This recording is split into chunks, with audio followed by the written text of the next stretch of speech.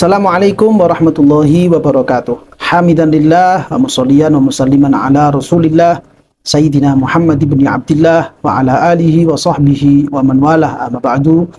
Para teman-teman, para pemirsa dan para pengikut channel YouTube MZT Malang Raya, alhamdulillah kita bisa melanjutkan kajian kita, yang mana pada kesempatan kali ini kita melanjutkan kajian tentang hukum-hukum seputar iddah bagi para perempuan ketika dia ditinggal mati oleh suaminya atau mereka para istri yang kemudian diceraikan oleh para istrinya, oleh para suaminya.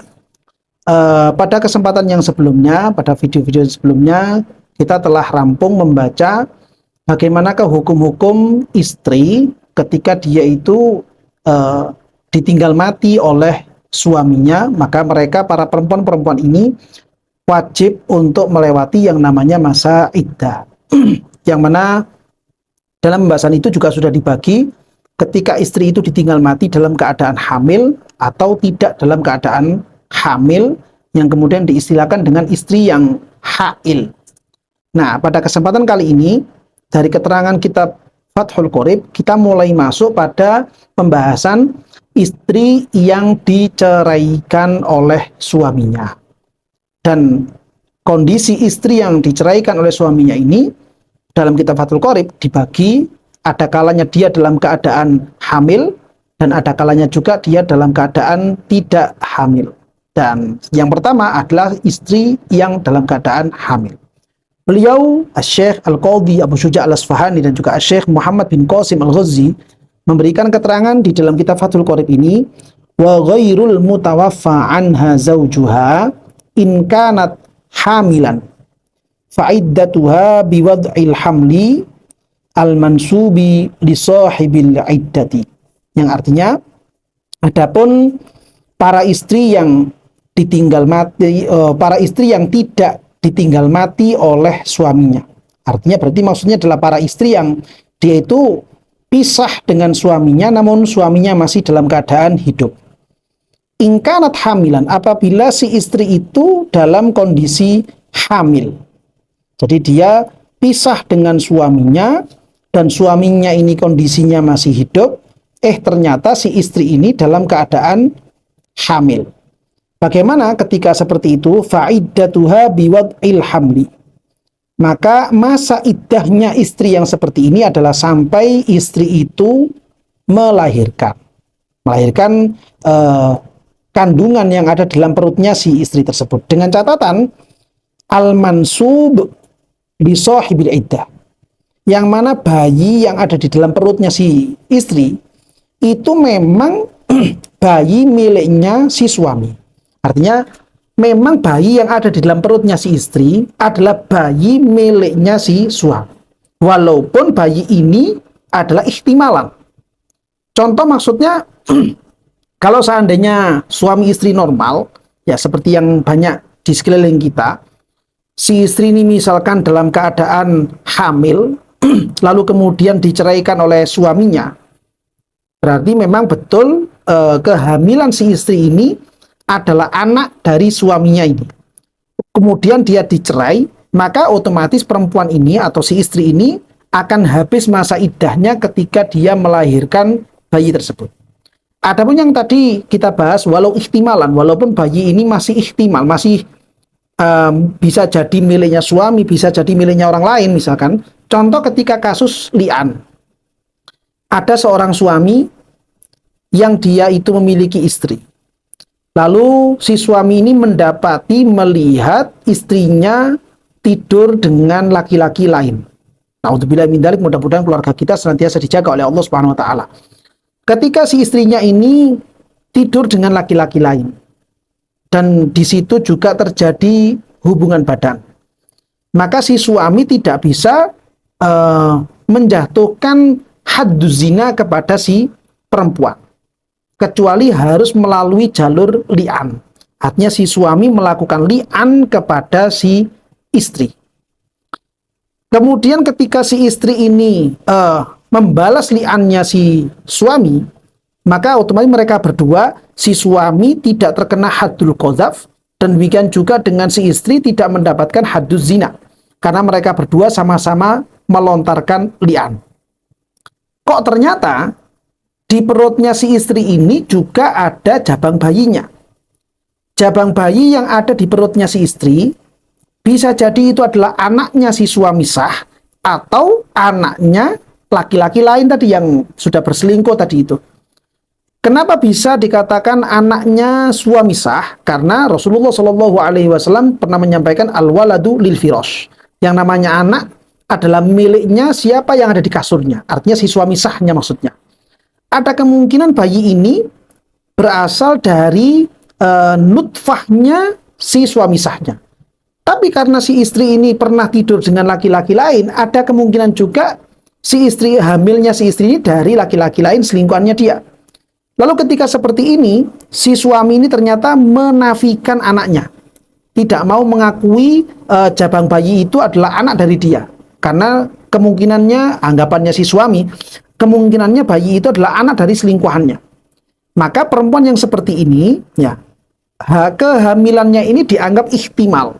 Ada kemungkinan dia adalah anak dari suami sah atau dari laki-laki lain. Ketika dia itu sudah terjadi li'an dan dia itu terpisah dari suami sahnya, maka otomatis si istri akan melewati yang namanya masa iddah. Nah, masa iddahnya perempuan yang seperti ini juga tetap sampai biwad'il hamli, sampai dia melahirkan jabang bayinya. Walaupun bayi ini masih ragu-ragu apakah ini anaknya suami sah atau anaknya selingkuhannya dia. Tapi karena keraguan ini ada ihtimal, ada kemungkinan ke kanan dan ke kiri, maka ini juga bisa dijadikan patokan untuk melewati yang namanya masa iddah. Nah, ini yang kemudian dimaksud dengan walau ihtimalan al-mansub li sahibil iddah, seperti itu gambarannya, sebagaimana hal itu diterangkan lebih lanjut oleh beliau Syekh Ibrahim bin Muhammad Al-Baijuri. Kaitannya dengan masalah seperti ini, kita juga perlu membaca, memahami apa yang pernah diterangkan oleh beliau Syekh Ibrahim bin Muhammad Al-Baijuri dalam memberikan keterangan lanjutan terhadap kitab Fathul Qorib. Beliau Syekh Ibrahim bin Muhammad Al-Baijuri mengatakan, qauluhu in kanat hamilan ay wa illam yazhar kaunuha hamilan illa ba'da iddati aqra'in aw ashhurin.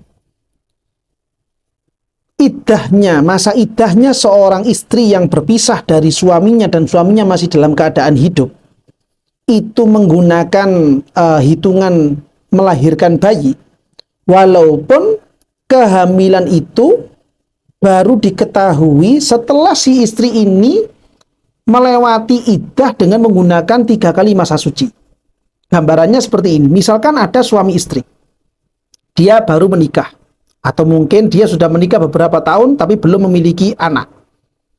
Ketika mereka berdua menjadi suami istri dan sudah beberapa tahun masih belum dikaruniai anak, namun mereka berdua sudah pernah melakukan hubungan badan. Lalu kemudian terjadi perceraian. Si suami dengan si istri yang bercerai. Ketika bercerai, saat itu prasangkanya si istri dia tidak dalam keadaan hamil. Begitu juga si suami tidak menyangka bahwa istrinya ini dalam keadaan hamil. Sehingga awal mulanya si istri ini menganggap berarti saya melewati masa iddah menggunakan 3 kali masa suci, salah satu kuru.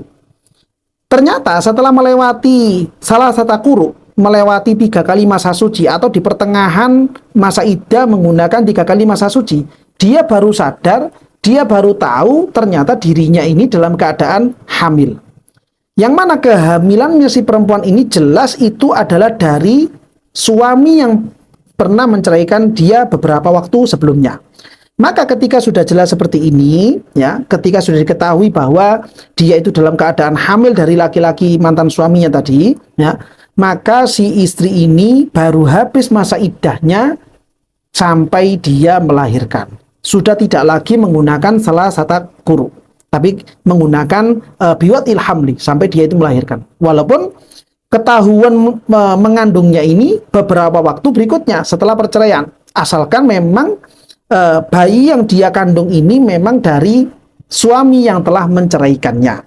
Kalau memang sudah seperti itu, ya berarti jelas dia harus melewati masa iddah menggunakan biwad'il hamli. Beda lagi kalau kemudian si perempuan ini ketika cerai dengan suaminya, dia memang betul-betul tidak dalam keadaan hamil. Lalu kemudian setelah dia bercerai, lalu kemudian si perempuan ini didekati oleh laki-laki lain hingga kemudian terjadi hubungan badan dengan laki-laki lain ini tanpa adanya ikatan pernikahan. Nauzubillahi min dzalik, mudah-mudahan keluarga kita senantiasa dijaga oleh Allah Ta'ala. Lalu kemudian hamil dari laki-laki lain ini, maka si istri ini masa iddahnya tetap menggunakan salah satu quru. Kenapa demikian? Karena kehamilan yang ada di dalam perutnya si perempuan ini itu bukan berasal dari mantan suaminya, tapi berasal dari orang lain yang dia dapatkan setelah terjadi perceraian dengan suaminya. Nah, oleh karena itu perlu bagi masing-masing suami istri ketika misalkan terjadi perceraian supaya memastikan apakah kondisi perut si istri ini dalam keadaan hamil atau tidak. Dan yang lebih penting daripada itu, supaya diketahui oleh seluruh suami ketika istrinya itu diceraikan dalam keadaan hamil. Perceraian ini tetap terjadi, namun hukumnya adalah haram. Sebagaimana yang telah kita bahas pada beberapa video sebelum-sebelumnya ketika membahas masalah talak, bahwa talak itu ada kalanya talak yang sunni, ada kalanya talak bid'ah. Ketika talaknya itu dilontarkan dalam keadaan hamilnya si istri, atau dalam keadaan sucinya si istri, atau dilontarkan dalam keadaan haidnya si istri, namun pada masa suci sebelumnya sudah digauli, sudah melakukan hubungan badan, maka talak yang dimunculkan, talak yang dia lontarkan menjadi talak yang bid'ah. Dan talak bid'ah seperti ini tetap terjadi, namun hukumnya adalah haram, artinya si suami mendapatkan dosa. Kenapa demikian? Karena dengan munculnya talak di waktu-waktu seperti tadi itu, ini sama dengan memperpanjang masa iddahnya si istri. Si istri harusnya seandainya tidak dalam keadaan hamil itu bisa menikah lagi setelah melewati 3 kali masa suci, namun dia tidak bisa menikah lagi sebelum dia melahirkan bayi dari mantan suami yang telah menceraikan dirinya.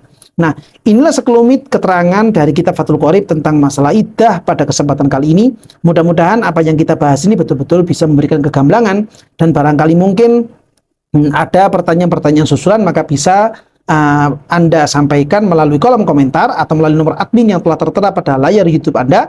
Dan mudah-mudahan ilmu yang kita kaji bisa menjadi ilmu yang manfaat dan barokah, dan kita semuanya, keluarga kita, anak-anak kita senantiasa mendapatkan kekuatan dari Allah Subhanahu wa Ta'ala untuk bisa mengamalkan ilmunya, sehingga kita semua bisa menjadi orang-orang yang diridhoi oleh Allah Subhanahu wa Ta'ala, dan juga mendapatkan kecintaan dari idola kita, bintang kita, Gusti Kanjeng Nabi Muhammad sallallahu alaihi wasallam. Amin ya rabbal alamin.